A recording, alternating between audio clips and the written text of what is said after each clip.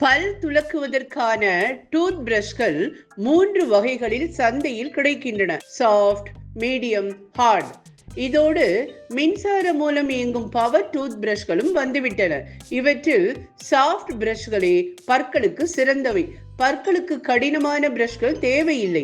Heart பிரஷ்கள் பற்களை வெண்மையாக காண்பிக்க காரணமான மெல்லிய எனாமல் பூச்சியை அரித்து எடுத்துவிடும். பற்களை ஆரோக்கியமாக வைத்திருக்க விரும்பினால் மென்மையான பிரஷ் மூலம் பற்களை மெதுவாகவும் வட்ட வடிவில் முன்பற்களையும் துலக்க வேண்டும். கடைவாய் பற்களை மேலும் கீழுமாக துலக்க வேண்டும்.